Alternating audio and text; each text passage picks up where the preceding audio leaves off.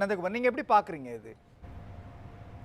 இந்த முதல்ல இது இந்த பாதுகாப்புங்கிறது வந்து இன்டெலிஜென்ஸ் பீரோ வந்து அவங்க யாருக்காவது வந்து ஒரு செலிபிரிட்டிஸ்க்கோ விஐபிஸ்க்கோ இல்லை பதவியில் இருக்கிறவங்களுக்கோ உயிர் அச்சுறுத்தல் இருக்காங்கிறத பார்த்துட்டு அவங்க வந்து ஹோம் மினிஸ்ட்ரிக்கு வந்து சொல்லுவாங்க. அந்த பேரில் வந்து ஹோம் மினிஸ்ட்ரி வந்து அவங்களுக்கு பேஸ்ட் ஆன் தர் கேட்டகரி அவங்க செக்யூரிட்டி கொடுப்பாங்க. இன்றைக்கி தமிழ்நாட்டில் ஒய் கேட்டகரியில் 80 பேர் இருக்காங்க. அப்போ இது 80 பேர்த்துக்குமே வந்து பிஜேபி வந்து தூண்டில் போட்டு இழுக்கிறாங்கன்னு பார்க்குறதா? இது வந்து ஒரு அர்த்தமற்ற வாதம். அடுத்தது இவர் நீங்கள் கேபி முனுசாமி பேசும்போது கவனிச்சிங்கன்னா அவர் ஆமாம் பிஜேபி வந்து இவங்களை இழுக்கிறாங்கலாம் பேசல. அவர் வந்து ஒரு பாதுகாப்புக்கு கொடுத்துருந்தா பரவாயில்ல, ஆனால் பிஜேபி செய்கிறனால இது ஒரு சந்தேகமாக இருக்குது, ஏன்னா ஏற்கனவே அவங்க யார் யார் கொடுத்தாங்கங்கிறத அவர் சொல்கிறார். அப்படிதான் ஒரு கமா போட்டு தான் பேசுகிறாரே ஒழிய அவர் ஸ்டேட்மெண்ட்டாக வந்து பிஜேபி வந்து விஜய்க்கு பாதுகாப்பு கொடுக்குது அவங்க கூட்டணி கட்சியில இழுக்கிறதுக்காக அந்த ஸ்டேட்மெண்டா சொல்லல. ஆனால் பிஜேபி கொடுக்க வேண்டிய அவசியம் என்ன இருக்குன்றது ஒண்ணு இருக்கு. அவங்க தான மத்திய அரசாங்கத்தில் இருக்காங்க. அச்சுறுத்தல் இல்லையே, விஜய்க்கு அச்சுறுத்தல் இல்லல்ல. அது உங்களுக்கு எப்படி தெரியும்? அது இன்டெலிஜென்ஸ்க்கு போகாம அவங்க கொடுத்திருப்பாங்க. இப்போ இதுதான் நம்ம வந்து ஒரே நிமிஷம், அவரு அச்சுறுத்தல் இருக்குன்னா அவர் களத்துக்கு போயிருக்கணும், அதுக்கான அம்சங்கள் அக்ரெசிவா எதிர்த்திருக்கணும். இந்த அம்சங்கள்லாம் இருந்துச்சுன்னா நம்ம சொல்லலாம். அப்படிலாம் எதுவுமே இல்ல. அது உங்களுக்கு எப்படி தெரியும்? இன்டெலிஜென்ஸ்க்கு தெரியற இன்ஃபர்மேஷன் உங்களுக்கு எப்படி தெரியும் ரீகன்? இல்ல அந்த இன்டெலிஜென்ஸ்னுடைய ஸ்பெஷாலிட்டி என்ன? உங்களுக்கு எனக்கு தெரியாதத தெரிஞ்சுக்கிறதா இன்டெலிஜென்ஸ். அப்ப உங்களுக்கு தெரிஞ்ச இன்ஃபர்மேஷன் இன்டெலிஜென்ஸ்க்கு தெரிஞ்சுனா அது வேண்டியதே இல்லை. ஒரே ஒரு கேள்வி, இவரு விஜய் என்ன விஷயத்தை அக்ரெசிவா பேசி அச்சுறுத்தல் வர அளவுக்கு என்ன நடந்துட்டு நமக்கு தெரியாது. அதைத்தான் நான் சொல்ல வரேன். இப்ப நம்ம வந்து யூகத்துல பேசிக்கிட்டு இருக்கோம், இப்படி இருக்குமா அப்படி இருக்குமா கூட்டணிக்கு இருக்குமா அதுக்கு இருக்குமான்னு. இன்டெலிஜென்ஸ் பீரோ சொன்னாதான் நமக்கு தெரியும் அவருக்கு என்ன மாதிரி த்ரெட் இருக்குன்னு. அப்ப இவங்க முட்டை அடிக்கிறதுக்கோ அதெல்லாம் நான் உடன்பாடு இல்லை. முட்டை அடிக்கிறதுக்காக கொடுக்கணும்னு இன்னைக்கு எத்தனை பேர் இல்லை வந்து ஒரு பேச்சு வாக்குல சண்டை நடக்கிறது அதுல உயிருக்குன்னா இப்போ இன்னைக்கு ஒட்டு மொத்தமா தமிழ்நாட்டில் யாருக்கு பாதுகாப்பு கொடுக்கணும்? சீமானுக்கு கொடுக்கணும். இல்ல நீங்க சொல்றது அப்போ விஜய் ஒரு படைப்பிடிப்பு தளத்துல நெய்வேலியில இருக்கிறாரு, அங்க இடி அவங்களை அழைச்சிட்டு போறாங்க, அதன் பிறகுதான் ஒரு அரசியல் பயணத்தை தொடங்குறதுக்கான முதல் விதை விதைக்கப்படுது. அப்படின்றப்போ அடுத்த கட்டத்தை நோக்கி நகர்த்தது தானே இது மாதிரியான நடவடிக்கைகள் புரிஞ்சுக்க வேண்டியிருக்கு. இல்ல நீங்க யாரையுமே இப்ப நீங்க வந்து ஒரு நீங்க ஒருத்தர் கூட நீங்க அலைன்மெண்ட் ஆகணும்னா இப்ப பிஜேபியினுடைய ஃபோக்கஸ் எங்கன்னா பிஜேபியினுடைய ஃபோக்கஸ் விஜயோட அலைன் பண்றதுல இல்ல பிஜேபியோட ஃபோக்கஸ் விஜயோட அலைன் பண்றதுல நான் சொல்லல. ஆனால் நான் கேட்கக்கூடிய கேள்வி, திமுக வீழ்த்தணும்ன்றது பிஜேபியோட அஜெண்டா இருக்கும். யார் கூட சேர்ந்தா? விஜய் கூட சேர்ந்தா வீழ்த்த முடியாது.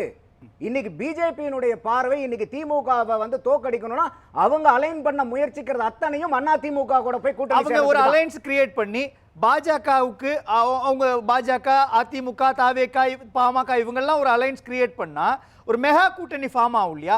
அது திமுகவுக்கு எதிரான ஒரு நிலைப்பாடு தான். அதுக்கான ஒரு செக் ஃபேக்டரா இதை கிரியேட் பண்ணலாம் இல்லையா? அதுக்கான ஒரு நெருக்கடியா அதுக்கான ஒரு கண்காணிப்பு வளையமா உருவாக்குவாங்கல்ல. அப்படி உருவாக்கினா என்ன ஆகும்னா இன்னைக்கு திமுக இன்னைக்கு இருக்கிறத விட ஒரு பவர்ஃபுல்லான ஸ்டேஜுக்கு போற மாதிரி அர்த்தம் ஆயிடும். எப்படி வந்து இன்னைக்கு இந்தியாவில் வந்து மோடியை எதிர்த்து அத்தனை கட்சியும் சேர்ந்து இந்தியா பிளாக்குன்னு கூட்டி மோடியை எதிர்க்கும் போது இத்தனை பேர் சேர்ந்து ஒரு மோடியை எதிர்க்கிறாங்கிறது எப்படி பேச்சு வருதோ அந்த மாதிரி இருக்கக்கூடிய அத்தனையும் மெகா கூட்டணி போட்டு நீங்க டிஎம்கே அலையன்ஸ் எதுக்குறீங்கன்னா டிஎம்கே இஸ் கெட்டிங் மோர் பவர்ஃபுல்னு அர்த்தம். அப்ப இன்னைக்கு வந்து நீங்க கட்சிகளுடைய வியூகத்தை பார்க்கணும். இன்னைக்கு விஜய் வந்து ஒரு அரசியலுக்கு வரும்போது அவர் வந்து திமுகவுக்கும் அண்ணா திமுகவுக்கும் ஒரு மாற்று அரசியல் சக்தியா தான் வராரு. அப்ப இந்த இடத்துல வரும்போது தெளிவாவே அவர் மாநாட்டில் என்ன நிர்ணயிக்கிறாரு? பிஜேபி எங்களுடைய கொள்கை எதிரி. இல்ல அவர் எந்த இடத்துலயும் திமுகவுக்கும் அதிமுகவுக்கும் மாற்றுன்னு நான் சொல்லலையே அவர் இதுவரை. இல்ல நீங்க எங்க சொல்லிருக்காரு? இத கூட நம்ம புரிஞ்சுக்கலாம். அப்புறம் இல்ல அவர் சொல்லல. அவர் ரெண்டு ஸ்டேட்மென்ட் சொல்லல. அவர் ரெண்டு திமுகவுக்கும் அதிமுகவுக்கும் மாற்றுன்னு அவர் சொல்லல. ஒண்ணு என்னுடைய அரசியல் எதிரி திமுக, கொள்கை எதிரி பாஜகன்னு சொல்லியிருக்கிறார். ஆனா இங்க இருக்கக்கூடிய கேள்வி, சிவசேனாவும் காங்கிரசும் ஒரு கூட்டணி அமைச்சா மாதிரி, பீகார்ல லல்லுவும் நிதிஷும் ஒரு கூட்டணி அமைச்சா மாதிரி, இங்க விஜயும் பாஜக அதிமுக ஒரு கூட்டணி அமைக்கும். சூப்பர். இததான் சுமந்த் கேட்டாரு. ஆமா, இததான் சுமந்தும் கேட்டாரு. இன்னைக்கு சிவசேனா என்னாச்சு? காங்கிரசுக்கும் சிவசேனாக்கு இருந்த கூட்டணி என்னாச்சு? நீங்க சொல்ற லல்லு பிரசாத் யாதவுக்கும் நிதிஷ்குமாருக்கு இருந்த கூட்டணி என்னாச்சு? அது ஃபியூச்சர். இல்ல அரசியல். ஒரே நிமிஷம், நீங்க சொல்றது என்னால புரிஞ்சுக்க முடியுது. காஷ்மீர்ல நடந்த சம்பவமோ அல்லது பீகார்ல நடந்ததுலாம் அன்றைக்கு என்ன எதிரி அவங்களை வீழ்த்தணும்ன்றது தானே, அந்த ஸ்டாண்ட் எடுப்பாங்கல்ல. சார் நீங்க ஒரு அரசியல் கட்சியா நான் இன்னைக்கு வரேன்னா இங்க விளையாட்டுல நான் யாரை எதிர்த்து ஜெயிக்க வேண்டியது இருக்கு? இப்போ திமுக. அப்ப அதனாலதான் சுமந்த் கூட கேட்டாரு ஏன் வந்து பிஜேபி எதிர்க்கலன்னு. இன்னைக்கு பிஜேபி எதிர்க்காததுக்கு காரணம் என்னன்னா இங்க ஆள்றது திமுக. அப்ப இன்னைக்கு ஒண்ணு இல்ல. அதுலதான் சுமந்த் சொல்லுவேன். உங்களுக்கு புரியல, நான் சொல்ல வர பாயிண்ட் புரியல. இப்ப இன்னைக்கு தமிழ்நாட்டுல பாரதிய ஜனதாவை பயங்கரமா எதிர்க்கிறது யாரு? இந்தியா கூட்டணி திமுக திமுக. அப்ப இந்த கூட்டத்துல போய் நானும் வந்து பாரதிய ஜனதாவை எதிர்க்கிறேன்னு வந்து தூக்கி வந்து விஜய் பிடிச்சாருன்னா பாரதிய ஜனதா எதிர்ப்புங்கிறத யாருக்கு வலு கொடுக்கும்? அதை திமுக கூட்டணிக்கு வேணா இவர் வந்து ஒரு கேம்பெயின் பாயா போலாம், அவருக்கு அது பலன் கொடுக்காது. அப்போ நீங்க சொல்றீங்க, நான் பேசவா? நீங்க அரசியல்ல இது நடக்கும்னு சொல்ல முடியாது. சந்திரபாபு நாயுடு பாசிஸ்ட் மோடின்னு சொன்னாரு, ஆனா இன்னைக்கு சந்திரபாபு நாயுடு எங்க இருக்கிறாரு? நீங்க லாஜிக்கா பார்க்கணும் இல்லையா?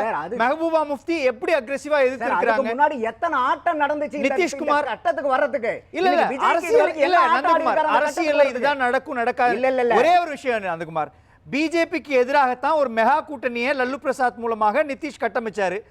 அது ஒரு லாஜிக்கு. சந்திரபாபு நாயுடு ரொம்ப வெளிப்படையாகவே இந்திய அரசியல்ல பாசிஸ்ட்ன்ற வார்த்தையை பயன்படுத்தினார். ரெண்டு பேரும் இன்னைக்கு எந்த புள்ளியில நின்றுட்டு இருக்கிறாங்க? அரசியல் எதிரியை தாண்டி கொள்கை எதிரின்னு சொல்ல விஜய் ஏன் சந்திரபாபு நாயுடு அல்லது நிதிஷ்குமாரோட ஸ்டாண்ட் எடுக்க மாட்டாருன்னு என்ன உறுதி இருக்கு நம்ம கிட்ட? சொன்ன அடுத்த நாளே போய் கூட்டணியில் சேர்த்துட்டாங்களா ரெண்டு பேரும்? அதுக்கப்புறம் காட்சிகள் மாறவே இல்லையா? இப்ப அவரு காட்சிகள் அரங்கேறலையா? இந்த நிமிஷம் வரை எதிர்க்கலையே. எத்தனை மாசம் கழிச்சு? இல்ல இந்த நிமிஷம் வரை எதிர்க்கலையே. இந்த நிமிஷம் வரை பாஜகவை எங்க அக்ரெசிவா எதிர்த்திருக்கிறார் விஜய்? சார் தேவையில்லைங்கிற நான் அதான். நீங்க உங்களுடைய ஸ்ட்ராட்டஜி விஜயனுடைய ஸ்ட்ராட்டஜியா இருக்கணும்னு நினைக்காதீங்க. இல்ல என்னோட தமிழ்நாட்டுல ஆட்சியை பிடிக்க வேண்டியது யாருகிட்ட இருந்து நீங்க ஆட்சி எடுக்கணும்? திமுக. அப்ப நீங்க பாரதிய ஜனதாவை எதிர்த்துட்டு இருந்தீங்கன்னா நீங்க அதுல வந்து டிஎம்கே மைலேஜ் எடுத்துட்டு போய்டும். Please understand. இல்ல நீங்க இந்த லாஜிக் நான் பாக்குறேன். பிஜேபியோடு அதிமுக கூட்டணி அமைத்ததனால தான் 2019 தேர்தல்ல நாடாளுமன்ற தேர்தலில் தோத்தாங்கன்னு சொன்னாங்க. ஆனால் பிறகு நடந்த 2021 சட்டமன்ற தேர்தலில் எதிர்க்கட்சி அந்தஸ்தோட வருது அதிமுக. 4 எம்எல்ஏக்கள் பாஜகவிலிருந்து வராங்களே, பாஜக உள்ள பூந்துடக்கூடாதுன்னு சொன்ன அரசியல் களத்துக்குள்ள 4 பாஜகவை சட்டமன்றத்துக்குள்ள கொண்டு போய் நிறுத்திருக்கிறாங்களே, அது ஒரு ஃபெயிலியர் மாடலா மாறுமா? அப்போ பாஜக எதிர்ப்புன்ற புள்ளியை தாண்டி திமுக உள்ள வரக்கூடாதுன்ற லாஜிக் ஃபேக்டர் உள்ள வைப்பாங்கல்ல? இல்ல நீங்க புரியுறதா? கேள்வியை கரெக்டா ரீஃப்ரேம் பண்ணுங்க. 2019 பாஜகவும் அதிமுகவும் சேர்ந்ததுனால தான் தோல்வி ஆனாங்கன்னாங்க. ஆனா 2021 4 எம்எல்ஏக்கள் உள்ள கொண்டு வந்தாங்கல்ல, அப்ப பாஜக எதிர்ப்புன்ற புள்ளி இதுவாயிடுச்சு. அங்க இனிமே 2026 திமுகவை வீழ்த்தணுன்ற புள்ளியில எல்லாரும் ஒண்ணு சேர்ந்தா என்ன எதிர்ப்பு வரப்போகுது? இல்ல இன்னைக்கு வரைக்கும் அதிமுக கூட இருக்கிற விமர்சனமே என்ன? இந்த நடந்து முடிந்த 24 பாராளுமன்ற தேர்தலில் கூட திமுக எந்த விமர்சனத்தை வச்சது?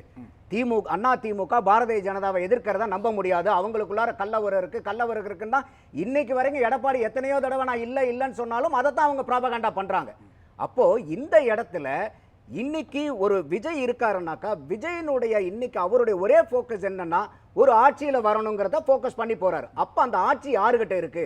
திமுக கிட்ட இருக்கு. அப்ப இந்த இடத்துல பாரதிய ஜனதா ஆட்சியில இருந்தா பாரதிய ஜனதாவை நோக்கி கணையல் பாயும். குறுக்கிடுக்க மன்னிக்கணும். அங்கதான் டாக்டர் சுமந்த் என்ன சொல்றாரு, விஜயகாந்த் லேட்டரா தான் ரொம்ப வருஷம் கழிச்சு தான் எதிர்க்கட்சி அந்தஸ்து தராரு. ஆனால் முதல் தேர்தலே துணை முதலமைச்சர் போஸ்ட் கொடுத்துறேன், உங்க கட்சியில் 2 பேருக்கு அமைச்சரவையில் இடம் கொடுத்துறேன், கூட்டணி ஆட்சி அமைச்சிக்கலாம் அப்படின்ற ஒரு ஆஃபரை போட்டாங்கன்னா லாஜிக்கா அவர் ஒத்துக்கிறானா வேண்டும்? இதை சுமந்த் சொன்னதுக்கு நானும் நோட் பண்ணி வச்சிருந்தேன், இதுக்கு பதில் சொல்லணும்னு. இன்னைக்கு தமிழக அரசியல் எடுத்தீங்கன்னா 57 ஆண்டு காலமா இந்த இரு பெரு திராவிட கட்சிகள் தான் ஆண்டுட்டு இருக்கு. இந்த 2 திராவிட கட்சிகளோடையும் கூட்டணி போன எந்த கட்சியும் தமிழ்நாட்டை ஆண்டது கிடையாது, ஆளவும் முடியாது.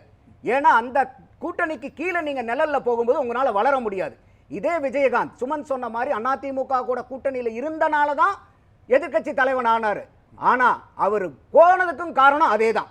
அப்ப அந்த இடத்துல போயிட்டு இல்ல அவரு அதே சொல்லல, அவருடைய வயது காரணம் சொன்னாரு. அந்த இஷ்யூ ரொம்ப பர்சனலா எடுத்துக்கிட்டதனுடைய விளைவு. சுமன் குறுக்கிடுறீங்க, ஒரு நிமிஷம் அவர் தான் குறுக்கிறார். உங்களுக்கு ஒரு நிமிஷங்க. திரு விஜயகாந்த் அவர்களுக்கு 5 ஆண்டு காலம் ஒரு வலுவான எதிர்க்கட்சி தலைவராக செயல்பட வாய்ப்பு ஏற்படுத்தி கொடுத்தது அந்த கூட்டணி. அந்த பொறுப்பிற்கு அவரால் தனித்து போட்டியிட்டு வந்திருக்க இயலாது. இது எல்லோருமே ஏற்றுக்கொள்கிறார்கள். 10%, 12% தாண்டி தேமுதிகவிடம் அந்த காலகட்டத்தில் வாக்கு வங்கி இல்லை. அதனால அவருக்கு கூட்டணி வைத்து இந்த வாய்ப்பு கிடைத்தது. அந்த வாய்ப்பை அவர் எவ்வாறு பயன்படுத்தி கொண்டார் அப்படிங்கிறதுல தான் அவருடைய அடுத்த கட்ட வீழ்ச்சியோ இல்ல உயரமோ அதுலதான் இருந்திருக்கிறது. சோ இந்த வாய்ப்பு இல்லாம கிடைச்சிருக்குமா? இப்போ இதே திரு விஜயகாந்த் அவர்கள் தனித்து தொடர்ந்து போட்டி போட்டு என்ன பேசலாம், உங்கள்கிட்ட தான் கேட்கிறாரு அவர். இல்ல இப்போ சுமன் சொல்றதுல எனக்கு ஒரே ஒரு டிஃபரன்ஸ் ஆஃப் ஒப்பீனியன் என்னன்னா, அதுல மாற்று கருத்து இல்லை, அதனால தான் வந்தாருன்னு. ஆனா இன்னைக்கு அதிமுக வந்து வாக்கு சதவீதத்துல சரிஞ்சிருக்கு. இப்ப இன்னைக்கு விஜய் அவர்கள் அதிமுக கூட போய் சேர்ந்தாருன்னா யாருடைய கருத்தை வலுப்படுத்துறாரு அவரு? எடப்பாடியினுடைய கருத்தை வலுப்படுத்துவார். ஒரே நிமிஷம் நான் பேசி முடிச்சிடறேன் சார். ஒரே அதான் அவரு சொல்றாரு. எடப்பாடியினுடைய கருத்தை வலுப்படுத்துவார். அப்போ இப்ப இல்ல, இருக்கக்கூடிய ஒரு எடப்பாடியோட திராவிட கருத்து கட்சியில சுமந்த் என்ன சொல்றாரு, எடப்பாடியோட கருத்து மட்டும் கிடையாது, பாஜகவுடைய கருத்தையும் வலுப்படுத்துவதற்கான வாய்ப்பு அதான் இருக்குன்றாரு. சொல்ல வரேன். என்ன பேச விட்டீங்கன்னா முழுமையா என்னுடைய கருத்து புரியும். நடுவுல போந்தா என்ன பண்றது நானு? இப்ப சொல்றது இன்னைக்கு நீங்க ஏற்கனவே வந்து இருக்கக்கூடிய 2 திராவிட கட்சியில ஒரு திராவிட கட்சி இன்னைக்கு வீக்கா இருக்கிற மாதிரி தெரியுது. அப்போ ஒரு விஜய், நான் ஒரு அரசியல் கட்சி, அப்ப நான் ஒரு கட்சியை வந்து தொடங்கி உள்ளார வரேன்னா வீக்கா இருக்கிற கட்சி இன்னும் வீக் ஆயிட்டு நான் 2வது இடத்துக்கு போகணுங்கிறது என்னோட முயற்சியா இருக்குமா? இல்ல வீக்கா இருக்கிற கட்சி கூட போயிட்டு அவங்கள மறுபடியும் ஃபர்தரா ஸ்ட்ரென்தன் பண்ணி விட்டேன்னா நாளைக்கு திமுக அண்ணா திமுக 2 பேரும் சேர்ந்து என்னை அடிப்பாங்கங்கிற யோசனை எனக்கு வராதா? 2 லாஜிக் கேள்வி. ஒன்னு, தேமுதிகவுடைய தலைவர் விஜயகாந்துக்கு கொடுத்த மாதிரி ஒரு எதிர்க்கட்சி அந்தஸ்தை 2011 கொடுத்த மாதிரியான ஒரு ஸ்டேட்டஸை விஜய்க்கு கொடுக்குறாங்க அப்படின்னா ஒரு அக்ரெசிவான எதிர்க்கட்சியா அவர் செயல்பட்டார்னா அவருடைய இமேஜ் உயரும் இல்லையா? ஒரு பார்வை. ஒருவேளை துணை முதலமைச்சர் பதவி கொடுத்தாங்கன்னா கட்சி தொடங்கப்பட்ட 1 வருஷத்துக்குள்ள 2 வருஷத்துக்குள்ள துணை முதலமைச்சர் போஸ்ட்டை வாங்கிட்டாரு, ஒரு சரியான வியூகம் அப்படின்றது இமேஜ் கிரியேட் ஆகும் இல்லையா? இதுல 2ல எங்க விஜய் பின்னடைவை சந்திப்பார்? 2மே ஆஃபர் தானே அவருக்கு. இதுல நீங்க எப்பயுமே வந்து பாத்தீங்கன்னா லாங் டேர்ம் கெயின் இருக்கு, ஷார்ட் டேர்ம் கெயின் இருக்கு. இப்ப நீங்க சொன்ன மாதிரி இன்னைக்கு அதிமுக கூட போய் விஜய்ல அலைன் ஆகிறாருன்னா கண்டிப்பா நீங்க சொல்ற மாதிரி துணை முதல்வர் நல்ல இலாக்காக்கள்லாம் கிடைக்கும். ஆனா லாங் டைம்ல இவர் சொல்லி அரசியலுக்கு வந்ததே என்ன? நான் ஊழலுக்கு எகென்ஸ்டா நான் வரேன்னு சொல்லியிருக்காரு. ஏன் திமுகவை எதிர்க்கிறோம்? அந்த ஊழலுங்கிறதுல தான் நாங்க எதிர்க்கிறோம் அப்படிங்கிறாரு.